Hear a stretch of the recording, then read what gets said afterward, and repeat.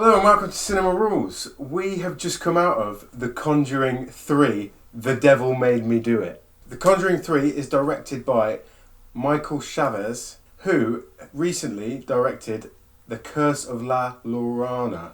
Lorraine? Lorraine? And this is his second big budget horror film. It is the third in the series.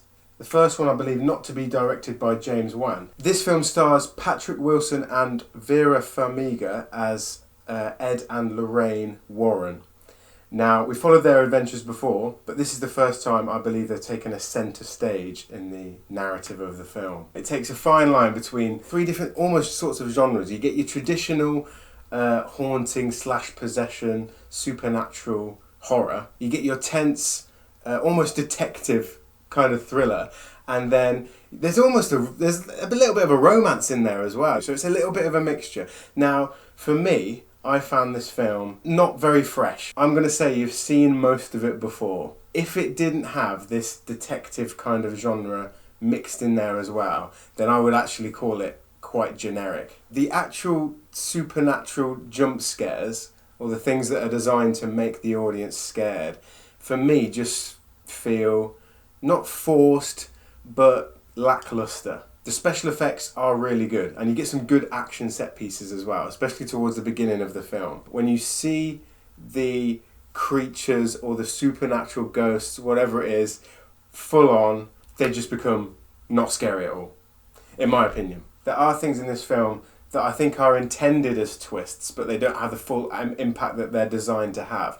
I think that's mainly because of the writing. You've got two stories going on at the same time. You never really feel either of them are impactful. They're both sort of slow in a way. So the film follows one of Ed and Lorraine Warren's case files, and this surrounds the true story of a man that goes on trial for murder, and his defence is that he claims that the reason why he murdered someone was because of demonic possession. One of the biggest things that I love about the Conjuring universe is Ed and Lorraine Warren themselves, and the fact that they have such a strong relationship, and that is at the forefront of every single Conjuring movie, and that's the reason why I keep on returning, because it has... You know, a horror movie can be scary, it can be gory, but if you don't feel anything for the characters, then it just doesn't work. And this film carries that theme and that element throughout, which I was concerned about, but it did keep it. It is beautifully shot, the frame, the compositions, the lighting is beautiful. This film has a cinematic flair and style to it that I was quite impressed with. Especially with a new up and coming director, he was able to keep the film looking great, in my opinion. What I do find admirable about this movie is that they try and take it in a different direction. It's no longer a haunting of a house. We've seen it plenty of times. It's more to do with curses rather than hauntings and possessions. That allows for some interesting story plots that you can introduce. Was this film scary? Yeah. There were no deserved jump scares in this at all, I don't think. They were all dark, suspenseful, and then a cheap little jump scare of something that you see everything of, so it didn't remain scary. So there are moments of this film where they're beginning to grow that tension and that suspense, for me at least, as an audience member. And then they just seem to throw it away with the cheap jump scares that come out. And some of the supernatural elements of this film just don't make sense to me, as why is it that thing and then we just never see it again? Why is it this creature? Why is it this ghost? Why is it this demon? Whatever it may be.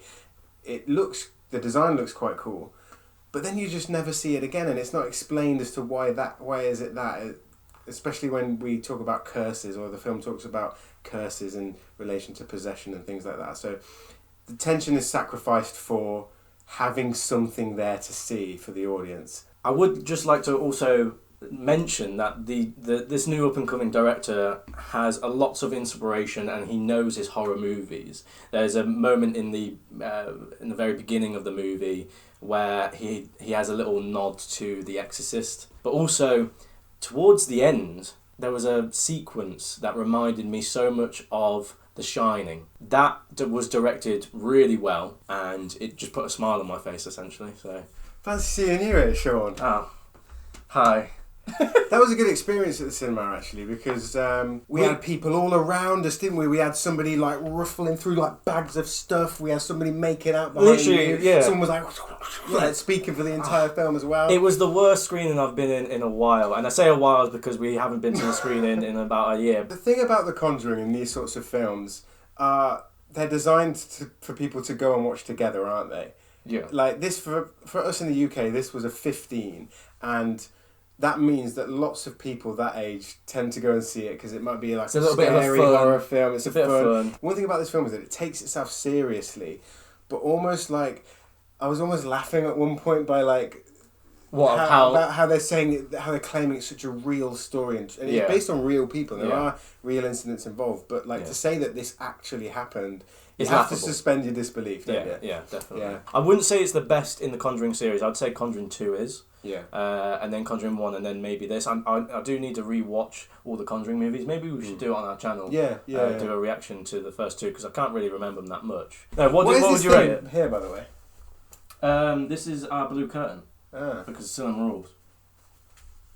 Nice. I'll rate it out of 10. Anyway, I'm going to conjure up a rating now out of my mind. The Conjuring, Sean made me do it. I'm going to give this film a 7 out of 10. I'm going to rate it a 7.3. Is it worth watching on the big screen? I would say so. I mean, anything at this point is worth going to the cinema for because they've just been closed. So it's true. Go and watch The Conjuring 3 at the cinema. I'm sure you'll have a good time. To what extent? I don't know. But let us know in the comments what you thought of it. Or go and see Quiet Place Part 2. Yeah, because that's a better movie. Check out our review of it as well. Yeah. And this is Cinema Rules signing off.